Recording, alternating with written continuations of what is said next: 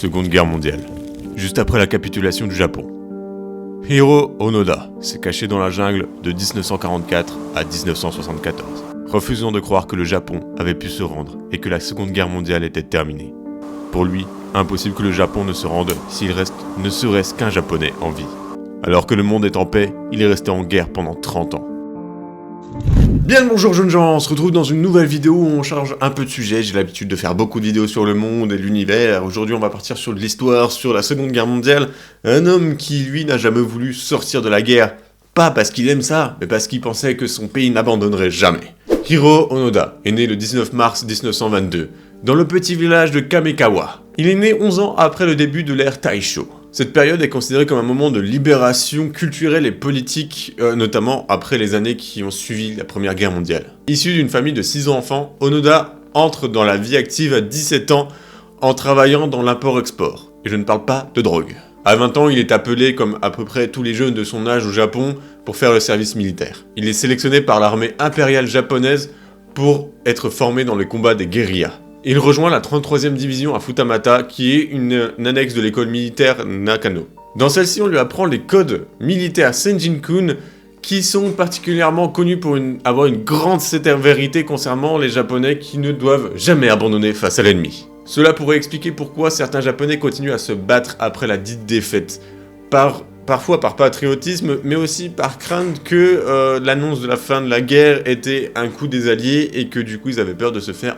engueulé par leur supérieur. En décembre 1944, il est missionné par son supérieur, le major Yoshimi Taniguchi, sur l'île de Lubang en Philippines, alors occupée par le Japon. Entre-temps, Onoda a été fait sous-lieutenant du renseignement et spécialiste des techniques de guérilla. Avec 3 autres compagnons, le soldat Yuichi Akatsu, le caporal Choichi Shimada et le soldat Kinshichi Kozukai, ils ont pour ordre de détruire une piste d'atterrissage qui permettrait aux forces ennemies de débarquer et de littéralement prendre le territoire. Mais les 3 soldats échouent et l'île passe aux mains des Américains. Les troupes japonaises, elles, sont toutes anéanties ou faites prisonnières. Ils décident donc d'aller se cacher dans la forêt car ils avaient pour ordre de ne jamais se rendre et d'attendre les renforts. En août 1945, des tracts sont envoyés un peu partout sur l'île pour informer les stragglers, donc les traînards en anglais, que la reddition de l'armée japonaise et que la guerre prend fin. Mais Onoda et les soldats qui sont restés avec lui n'y croient pas, et sont persuadés qu'il s'agit là d'une propagande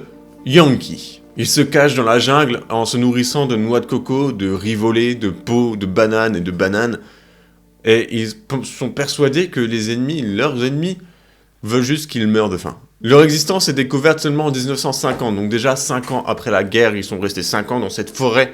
Ils se sont découverts lorsque Yuichi décide de se rendre aux autorités philippines et de rentrer au Japon. Des équipes de recherche sont alors totalement déployées sur l'île afin de retrouver les soldats restants.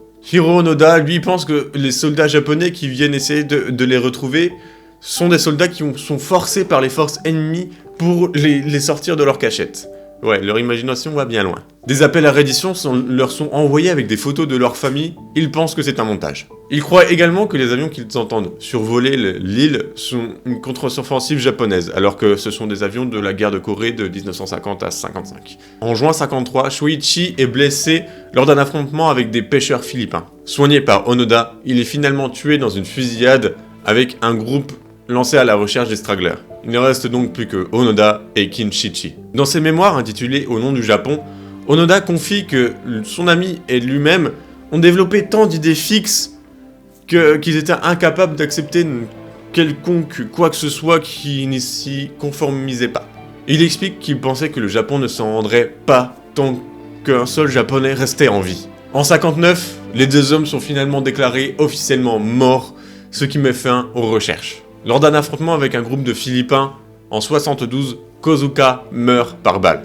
Hiro Onoda se retrouve seul et isolé plus que jamais. Il restera encore par la suite 18 mois dans la jungle. Il est finalement retrouvé en 1974 par un explorateur japonais du nom de Nirio Suzuki, qui était toujours à sa recherche. Onoda refuse toujours de sortir de cette foutue jungle, excusez-moi du terme, et il l'acceptera de partir uniquement si son supérieur hiérarchique lui donne l'ordre. Tokyo envoie littéralement les membres de sa famille qu'il connaît, il les reconnaît, il sait que c'est sa famille, mais il refuse toujours de partir. La même année, le major Yoshimi Taniguchi, alors devenu libraire, a été retrouvé par les autorités japonaises. Il enfile alors son ancien uniforme militaire, va dans la jungle pour enfin dire à Onoda de déposer les armes. C'est alors que le 9 mars 1974, la guerre fantôme de Hiro Onoda prend subitement fin, 30 ans après le début de sa mission sur l'île de Lubang. Dans son livre Au nom du Japon, il revient forcément sur cet épilogue, sur la fin de sa guerre,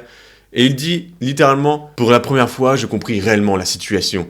Mes 30 années de guérilla ont brutalement pris fin. C'était terminé. » Et bien voilà, jeunes gens, c'est la fin de cette vidéo. J'espère qu'elle vous aura plu. C'est une histoire que... Je ne suis pas quelqu'un qui adore énormément parler de guerre, mais je pense que cette histoire est quand même intéressante à connaître, parce que le gars est quand même resté 30 ans dans une jungle en pensant que c'était la guerre, à souffrir de famine et de toutes sortes de maladies qu'il ne pouvait pas soigner, alors qu'il avait juste à aller dans la village d'à côté, il n'y avait pas de souci. C'est un peu bête dit comme ça, mais c'est réel, il faut l'admettre. Et c'est fou d'avoir foi en son pays à ce point-là. C'est clairement pas les Français. On va pas se mentir, les Français, ils ont pas foi en leur pays à ce point. Voilà. Sur ce, je vous dis portez-vous bien, bisous sur Petite Miche, bien moins lourd.